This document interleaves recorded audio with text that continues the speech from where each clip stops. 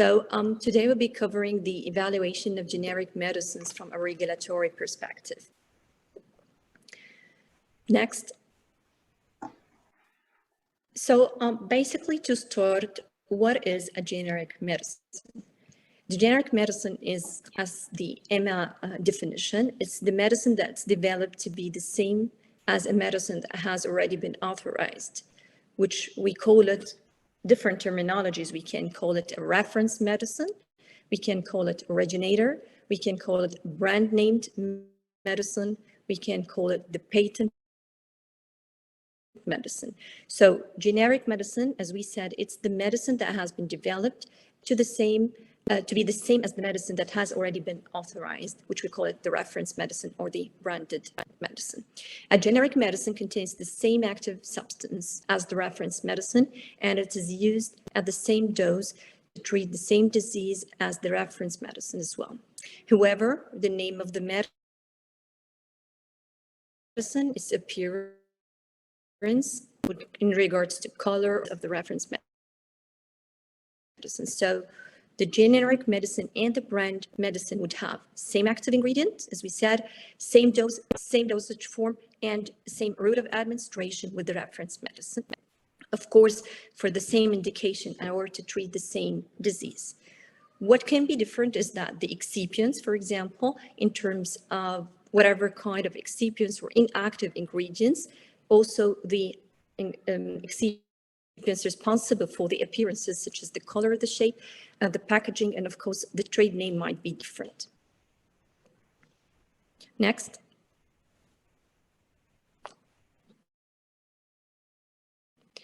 So why we are always open and we are always developing the regulatory environment for the generic drugs. The generic drugs are known to be more affordable, they increase access, they are therapeutically equivalent to the brand name drug, and they undergo the same rigorous manufacturing and regulatory standards. So we have safe, effective, and high quality medicines, whether generic or brand name. And this is our role as the regulatory authority, to make sure that the generic and the brand name both are safe, effective, and of high quality. Next, please.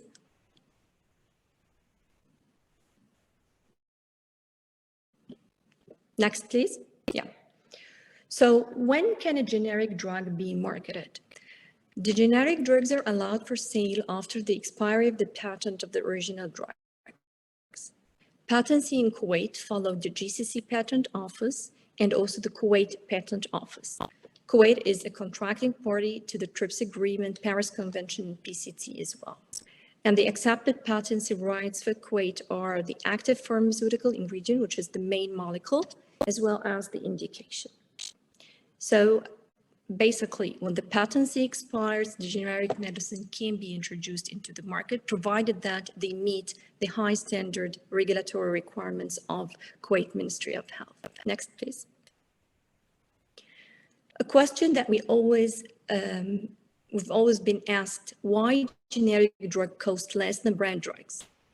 The main answer is that it tends to cost less than their brand name medicine because they do not have to repeat the animal and the clinical studies that were already required for the approval of the brand name medicines to demonstrate safety and effectiveness. Already they are using the same active ingredient, and this active ingredient has been extensively studied by the brand company, studies done on the animal as well as on the humans in clinical studies. So there is no need to repeat those studies since they are using exactly the same active ingredient. When patency is expired, also usually a number of generic drugs will be approved and available in the market, which creates competition, and this would definitely affect the prices and result in lower prices. So that was the main concept why the generic drugs usually cost less than the brand drugs. Next, please.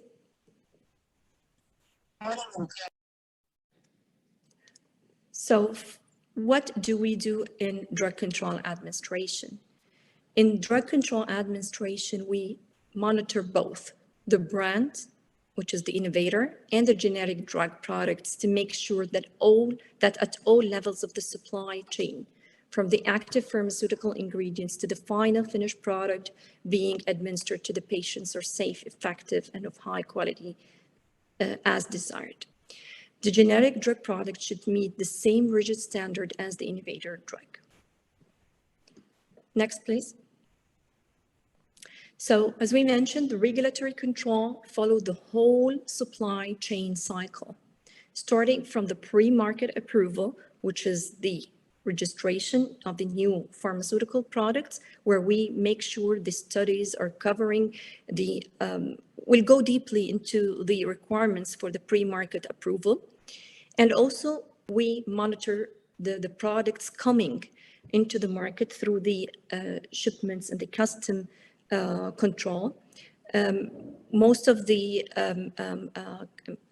not most, all the pharmaceutical products coming to Kuwait undergo sample analysis and are being reviewed in order to be released by Drug Control Administration. So we monitor the shipments and we make sure that each shipment comply with the quality standards.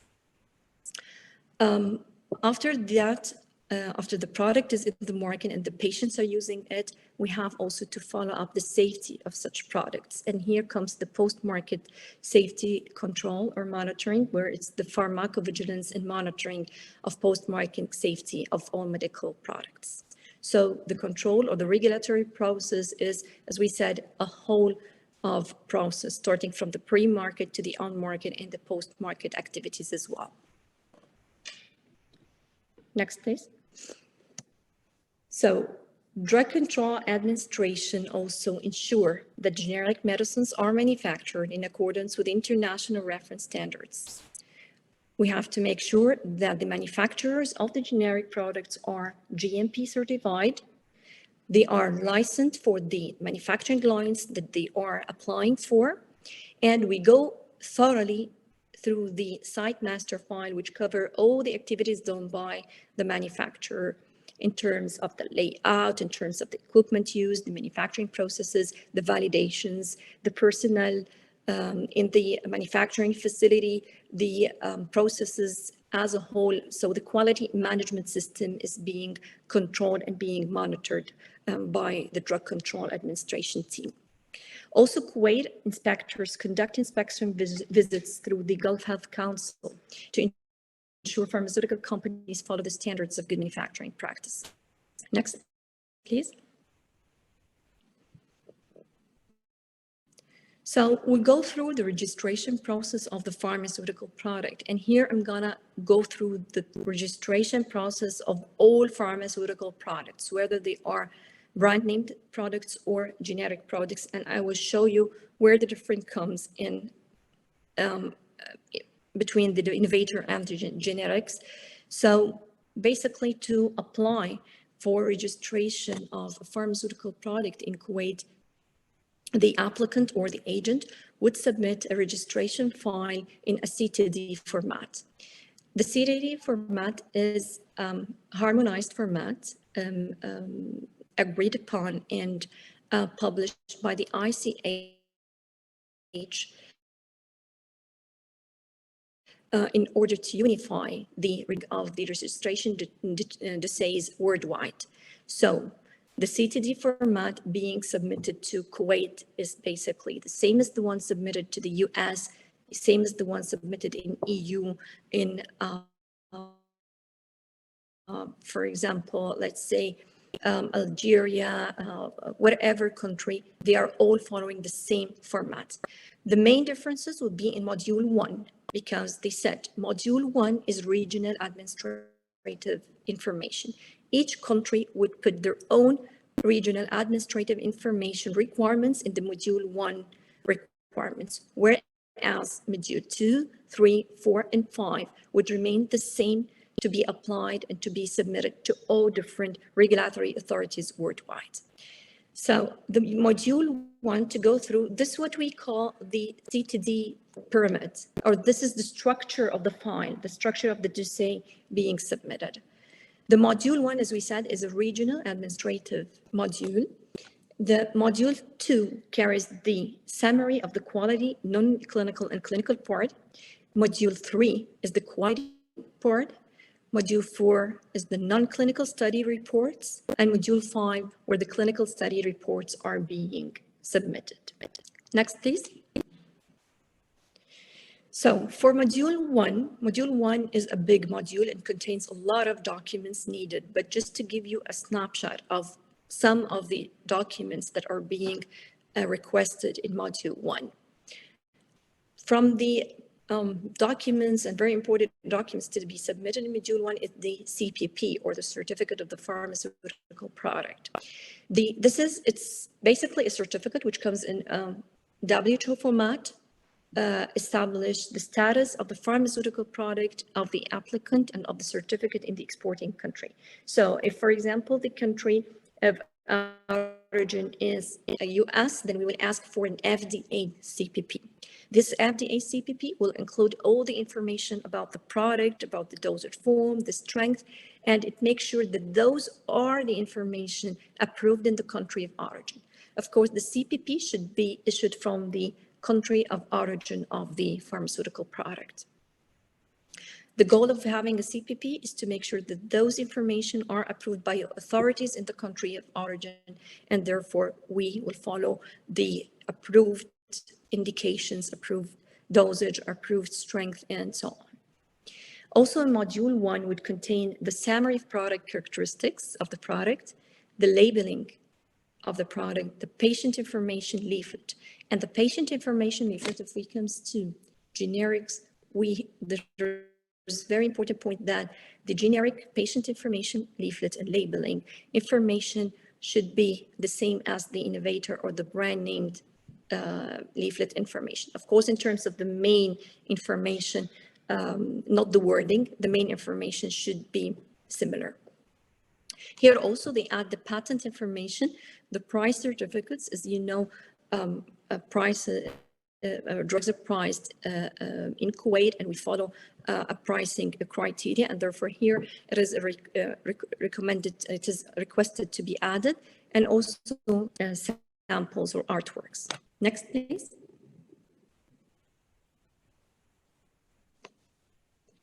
So we'll skip module 2 because basically, as we said, module 2 is a summary of the other modules, and we go to module 3, which is the quality module. The quality module here gives us a full information on the control steps of both the drug substance, the active ingredient, as well as the finished product. So in the tablet form, for example, this is the finished product. The drug substance is the primary active ingredient. Module 3, the quality module, covers the control and monitoring steps for both, for the drug substance as well as the finished product. In terms of control of drug substance, it gives an idea on the nomenclature and structure of the active ingredient, the manufacturer of the active ingredient, and also in Kuwait, the manufacturer of the active ingredient should be GMP certified as well. Description of process and process control, control of materials, impurities control, control of drug substance, and specifications and batch analysis. Next, please. The other part of the module 3, which is the quality part, would cover the steps used to control the drug product in its finished shape. As we said, as a syrup, as a tablet, capsules, in its finished product form. And of course, when we say finished product form, it is in primary packaging and secondary packaging form. So it is already in the final form that would reach the patient. So here includes the control of the drug products. Here includes the finished product specifications that need to be met, the analytical procedures that used to be that to be done to perform the specifications, validation of analytical procedures, batch analysis, container closure system, and stability studies. Of course, when I'm I'm just giving an overview on some of the documents or some of the studies and tests needed in each module, and these are not everything. These are just some examples of the parts and the documents needed in each module. Next, please. So the stability study is one of the core elements or requirements in registration of any pharmaceutical product, because we have to make sure that the product is stable throughout the whole shelf life. Stability of the drug is the extent to which a product retains within specified limits throughout its period of storage and use, so as I mentioned, throughout the shelf life. Stability studies should be submitted as per the ICH guidelines for climatic zone 3 and 4. And as you know, Kuwait is hot and humid country. It falls under the climatic zone 3 and 4, and that's why we have to make sure that the stability studies are done appropriately as per the guidelines to ensure the stability of the products when submitted to our climate and weather conditions. Stability studies should be provided for 3 batches of the same formulation and dosage form in the container closure system proposed for marketing. I will give you an example of the general case, which is the non-specific studies required. We usually, for the products that are stored in room temperature, we require a long-term stability study for 30 degrees and 65% relative humidity for the period of a complete shelf life. So if the product, for example, has a 36-month shelf life, 3 years shelf life, then the long-term should cover the whole 3 years to make sure that the product till the end of the shelf life is still having the same quality in terms of active ingredient, or assay in terms of quantity of active ingredients, in terms of impurities, the related substance are not increased, for example. And as you know, within the shelf life, the related substance of most of the pharmaceutical products may rise. And that's why we have to make sure that from the beginning of the release till the end of the shelf life of the product, end of the expiry of the product, is still stable. Also, we request an accelerated stability studies at 40 degrees and 75% relative humidity for 6 months. Next, please. So for Module 4 covers the non-clinical study reports. Non-clinical study reports as, for example, the pharmacological studies, pharmacodynamics, safety pharmacology, pharmacodynamic drug interactions, also toxicological studies, single dose or repeated dose toxicity, genotoxicity, carcinogenicity, reproductive and development toxicity. And also there's an important part on the pharmacokinetic studies, where it includes the absorption and distribution, metabolism, excretion, pharmacokinetic drug interaction. Next, please. And the final module is the module 5, which is extremely important in case of innovators, which contains the clinical studies, which should be in the appropriate design and should have a statistically significant results. Also, it contains the bioavailability studies. Next, please. So that was the general requirements for registration of the pharmaceutical products. But what is the difference in the file submitted for a brand drug versus a generic drug? Everything is the same, except module 4 and 5. As we mentioned, the generic drug is not requested to repeat again the animal studies or the clinical studies, because they are already done on the active ingredient, and the active ingredient is extensively studied. What they have to demonstrate is bioequivalence. So instead of submitting animal studies, clinical studies, bioavailability, generic applicants would submit bioequivalence. And I will go deeply into the bioequivalence in my next slide. Next, please. Bioequivalence, as we say, is one of the core requirements and pillars in the regulatory approval process for generics. For every generic drug, they should demonstrate bioequivalence, and they should be bioequivalent to its reference listed drug. As we said, reference listed drug is the brand name drug or is the originator, which means that a generic medicine works in the same way and provides the same clinical benefit as the brand name medicine. It should show that there's no significant difference in the rate and extent of absorption of the active pharmaceutical ingredient, and consequently, they are both therapeutically equivalent. The bioequivalence studies are designed to compare the in vivo performance of a test product compared to a reference pharmaceutical product.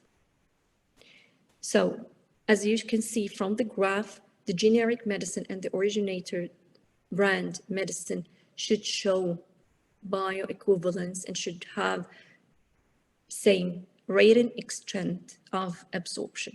So as we said, they are using the same chemical entity, same active ingredient. What we really need to know is that the excipients didn't affect the absorption process and didn't in terms of rate and extent. What do we mean by the rate and the extent is the quantity of the active ingredient reaching the active moiety in order to give the therapeutic effect. And therefore they are proven, if they demonstrate bioequivalence and they follow the same guidelines and requirements, they would be therapeutically equivalent. Next, please.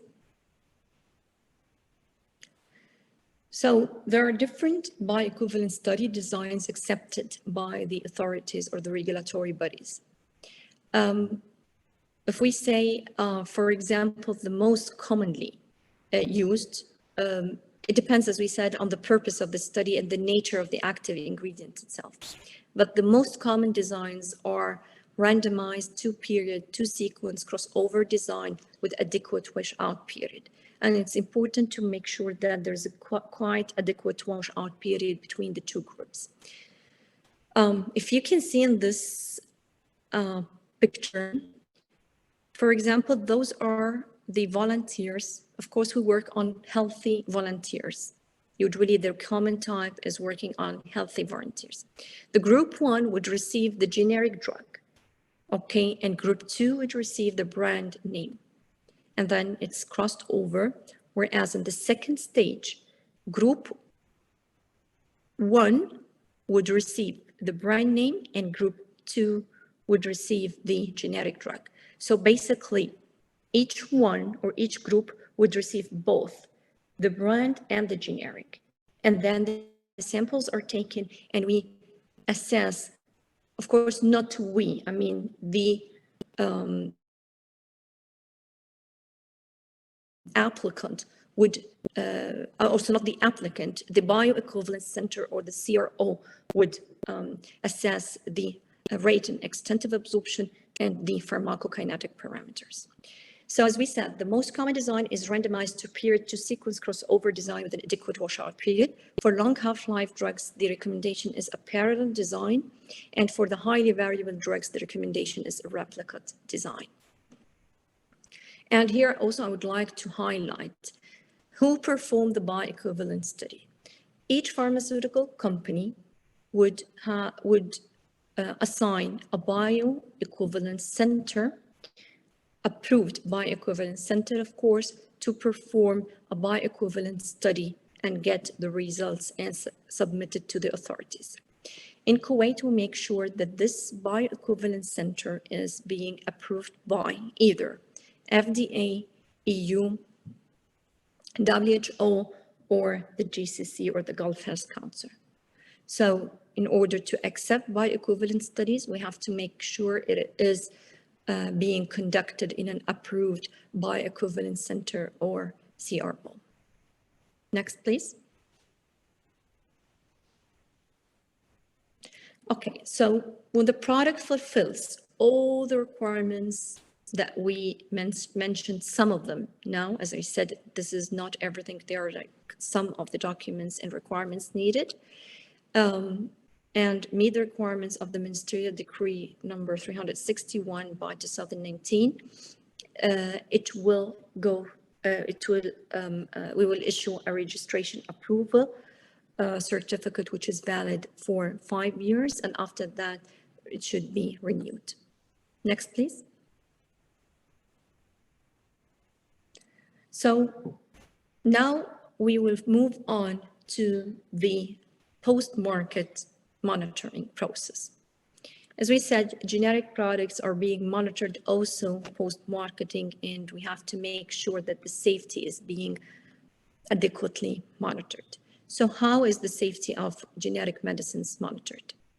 Pharmacovigilance and post-market safety monitoring of products in Kuwait undergo different requirements as well. The pharmaceutical companies registered in Kuwait should submit the following to drug control. They should submit a pharmacovigilance master file. They should submit as well periodic safety update reports. And of course, in Kuwait, we follow the EURD list for frequency of submission of the periodic safety update reports. What are the periodic safety update reports? Those are aggregate reports that include all the safety information and all the adverse events and their evaluation conducted or gathered worldwide throughout a definite period of time. The company should collect them all, assess them, and submit this report to the authority. We receive the report, we assess the safety of the product in the definite period of time, not only in Kuwait, worldwide as well. Number 3 is the ICSRs, which are the individual case safety reports. What are these? These are the adverse drug reactions or the adverse events that took place in Kuwait. And these should be submitted. If it's a serious adverse event, it should be submitted to drug control within 15 days from the date of receipt of the report. If it's a non-serious case, then they should submit it within 90 days from the date of receipt of the report. And that's why it's very important to report these type of adverse events in order to have the safety assessment being done for the local data as well as the international data. The risk management plan, also they have to submit a risk management plan. The RMP or the risk management plan usually follow the risk minimization measures for whatever risk is associated with the drug product. And also post-authorization safety studies. In certain cases, we might request post-authorization safety studies to cover a certain safety signal related to the drug product. Next, please.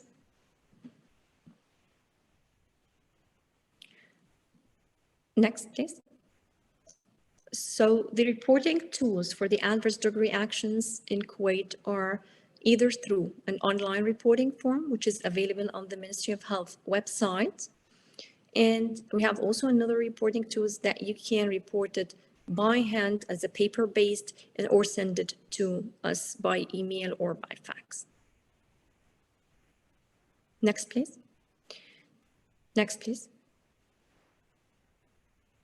So what should be reported? What kind of reports do we receive or what we are looking for in terms of pharmacovigilance in reporting post-marketing? All suspected reactions, including minor ones, all serious, unexpected, and unusual adverse drug reaction. If there's a change in frequency of a given reaction, for example, we know that, for example, non-steroidals are associated with, let's say, gastric upset, but we see that the frequency is being really high, which would be considered as a safety signal for any kind of reaction, and that's why this should be reported. Suspected drug-drug interactions, drug food and drug supplement interaction, and it's very important to notice that not only drug-drug interactions are of a concern, also the drug food supplement and drug herbal interactions are important. Adverse drug reactions associated with drug withdrawal also need to be reported. Medication error, lack of efficacy. And here when it comes to generic, we always say that if you are facing as a healthcare professional with your patients or as a patient, a lack of efficacy of the product, please report it. And the authority would work on it, assess it, and take the appropriate action. Cases of drug abuse and misuse also should be reported, and quality defects. What do we mean by quality defects? If a patient receives a product that found to be defaulted, or for example, the blister is not closed properly, there is precipitation on the syrup in the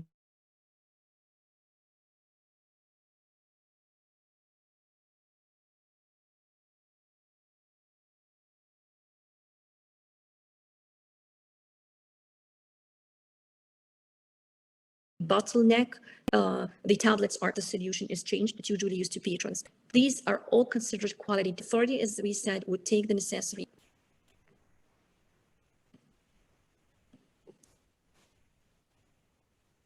And it's very important to know that the regulatory authorities would work usually on a benefit-risk balance for the medications. As we said, no medication is free 100% of risk. No medication would have no side effects.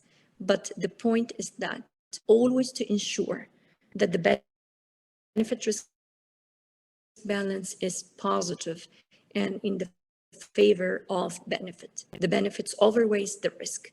If we notice by any means that the risks overweighs the benefit, this would be considered as unaccepted and a stringent regulatory action would be taken. Next. So what are the kinds of regulatory actions that are usually being conducted?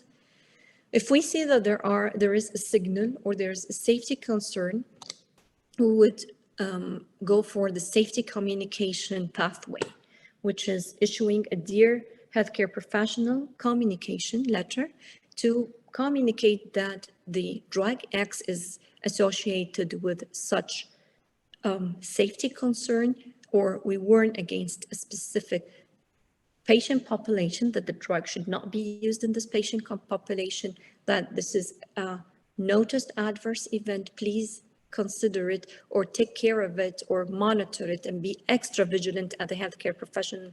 If you see it, please report it.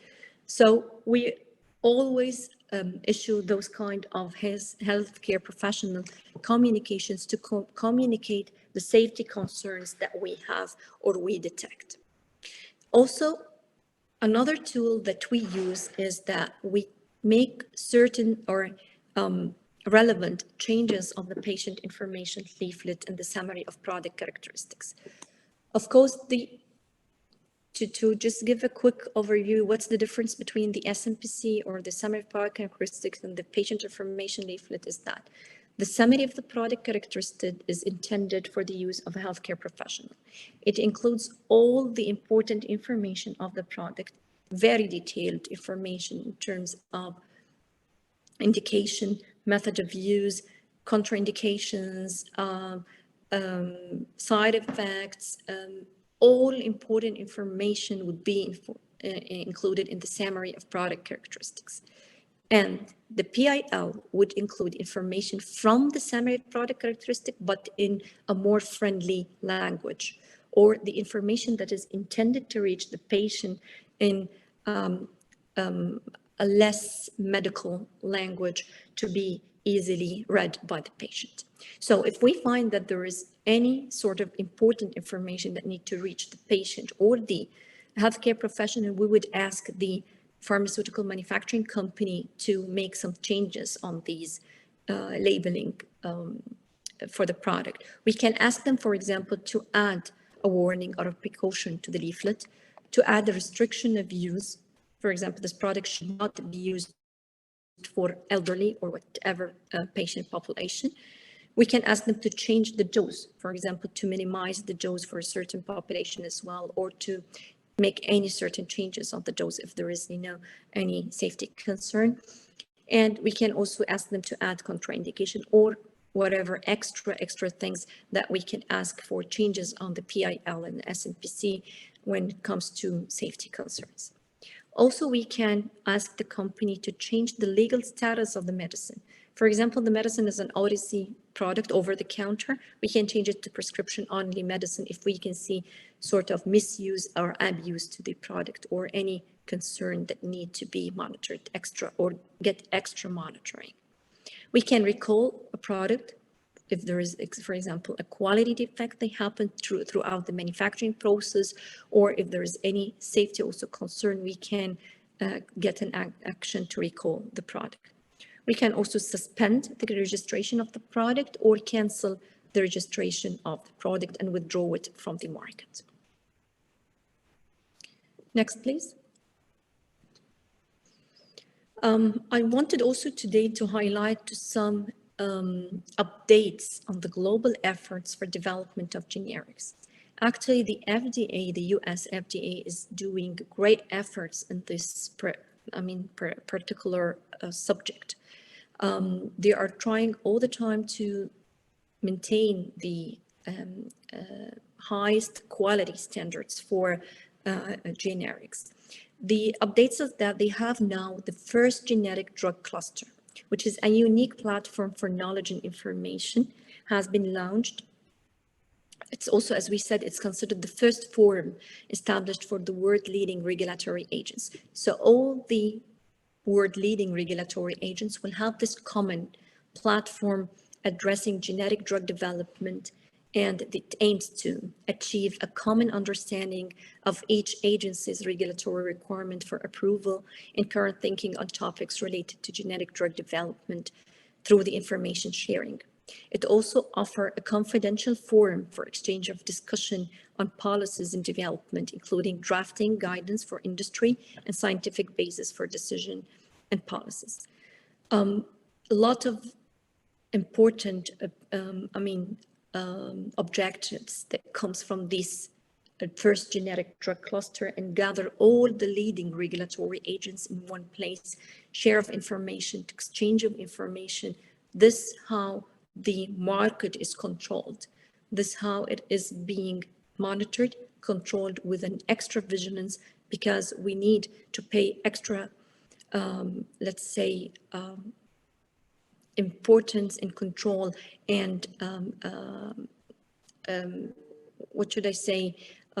extra effort should be done, especially for the genetic drug developments.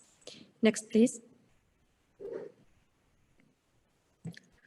Also, another important update done in the area of development of genetic drug products in the regulatory field is the new project, which is the FDA EMA Parallel Scientific Advice Pilot Program for complex generics and hybrid products. The FDA and the European Medicine Agency, EMA, have launched a pilot program to provide parallel scientific advice. It's called the PSA. The program is called the PSA program. It gives the chance for the applicants of abbreviated new drug applications for FDA complex generic drug products and marketing authorizations for EMA hybrid products to submit their product by one common submission.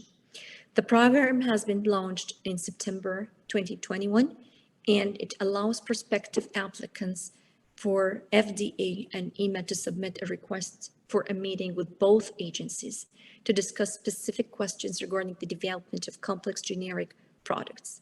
It is very important because it would definitely shorten the time for approval, because they are applying through both very, very important and strong authorities, FDA and EMA.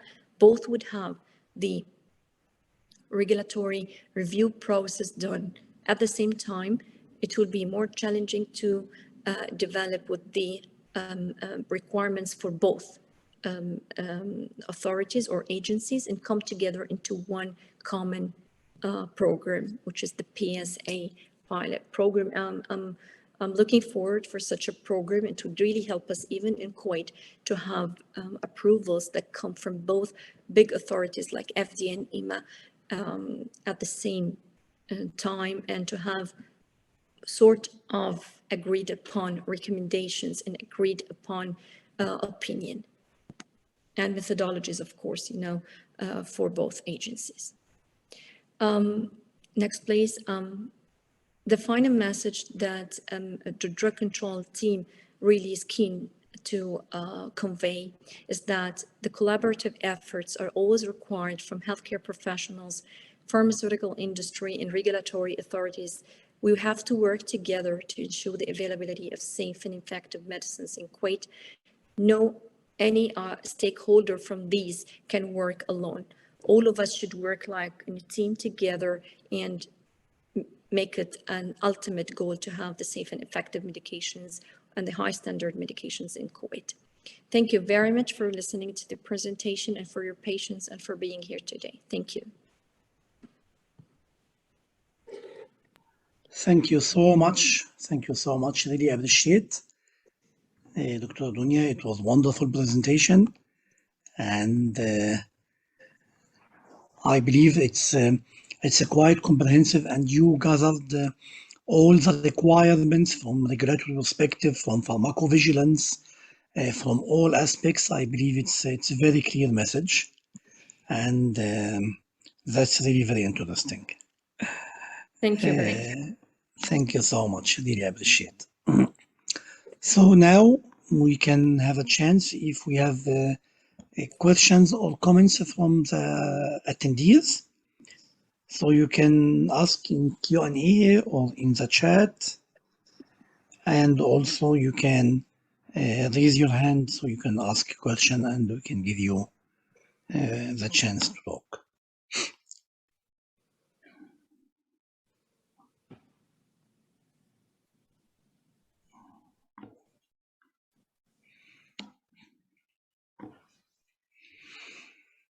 So until we will receive questions, I noticed that you ask for pharmacovigilance, that the companies should report the adverse events, the serious within 15 days and the non-serious within 90 days. So this is only for local cases, correct? Yes, for Kuwait cases, local cases. For Kuwait, local cases, yeah. The And worldwide these days, cases will be represented in the PSURs, in the in the periodic PSUR. update reports, yes. Okay, so the local is the one that is requested, yeah, okay. Great. And do you require a local BSMF? It's called the BSSF.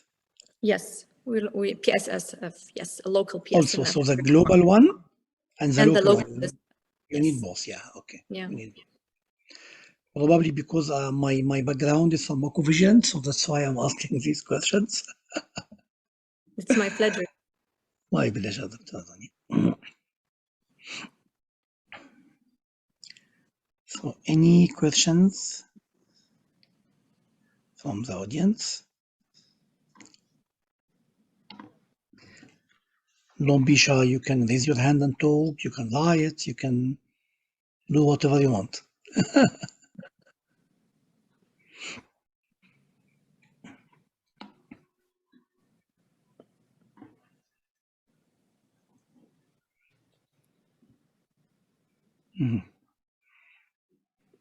Okay. So far, I don't see any questions. Do you see anything, Mustafa? No. Okay. Everyone is happy.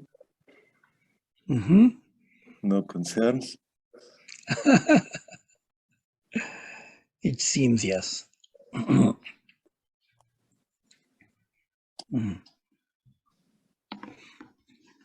Yeah, one question. One question. Hope that will be related to the. What is the latest MD for pharmaceutical registration? I don't know what is meant by MD. Ministerial decree, I think she means. Okay. Yeah. So the latest ministerial decree has been published in 2019. It's number 361, and you can find it on the Ministry of Health website under the registration guidelines. Okay, 2019. Okay. So one of the questions, how long it will take to register a product in Kuwait, of course, I see. Well, it's a very important question, and it really, really depends on the submission. Yeah. If the submission quality is like covering all the important aspects and all the required studies and documents, then your approval process will not take much time. The problem that really takes time is that the missed information or the missed requirements that is always being, communicated to the applicant or the agent, and then we wait for the receiving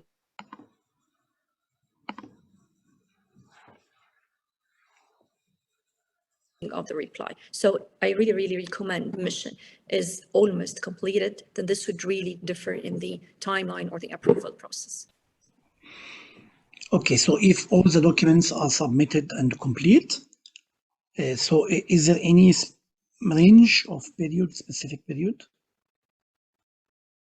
Well, right now we're working on a study to get the timelines for the approval process. So I believe if we finalize the study, I can give you an estimate number or timeline.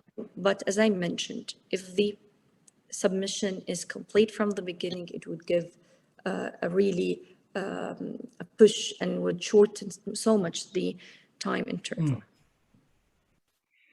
Okay, that makes sense. Very logic, yeah.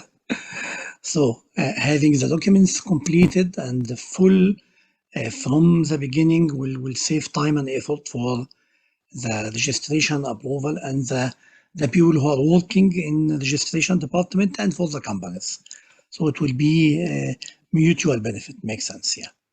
Okay. Yes. I believe it's a very good question, yes. Any other questions, comments?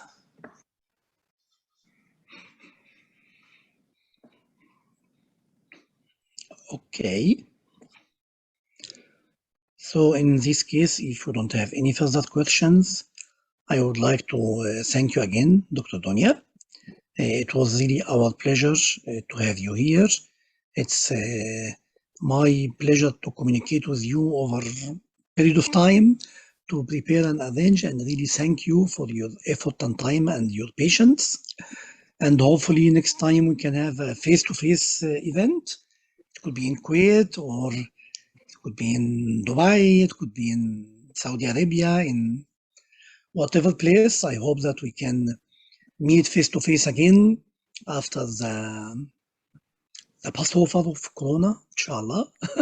Inshallah. And really appreciate your time and effort, and it was a great presentation.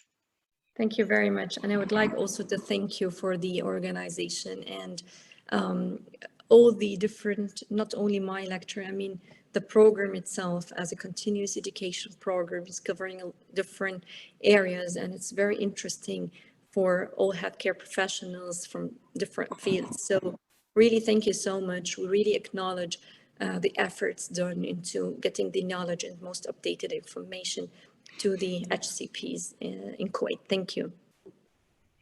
Thank you so much. We really appreciate. Mustafa? Thank you very much, Dr. Adonia. And before closing, just I have a question. If possible, I would like to ask, herbal products or natural products is passing through the same pathway as a pharmaceutical products, or it should be different pathway? Well, the herbal products are being regulated, of course, with a definite guidelines. So the guidelines that apply to the herbal medicine is different than the guidelines that apply for pharmaceutical products as medicines and drugs. But the herbal medicine, they have a very thorough guidelines, and also the ministerial decree is published online on the MOH website. If you need, you can take a look on it. It's comprehensive in covering all the different aspects and requirements for herbal medicine. We do believe that the herbal medicine regulation and control is very important. As you know, it is in Arabic, I would say it's silah zu haddin. It is natural product, but at the same time, those should be monitored, the quality should be monitored, and we have to make sure it is given in the appropriate way. Thank you very much. Thank you. At the end, I would like again to thank you personally and on behalf of SEMFA for your time, for your effort. I think the presentation it's very informative, and I wish that we can make more and more continuous medical educational programs, and I hope that you usually to be with us. And as you see the program, I would like also to welcome you at any time, at any session, because your presence is at high value for us and for the attendees as well. Thank you very much, Dr. Adonia. Also, thanks for all the attendees. And we will stop during Ramadan. So, كل سنة وانتم طيبين. Happy Ramadan to all. Inshallah, we'll continue after Ramadan or after Eid. That's all from my side.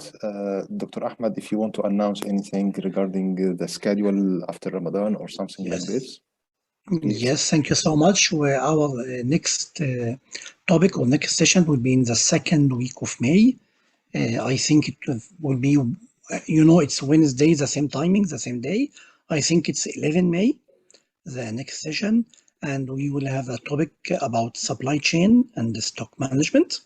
So this will be over 3 sessions, and I hope that you will come and attend, and I'm sure that you will enjoy this.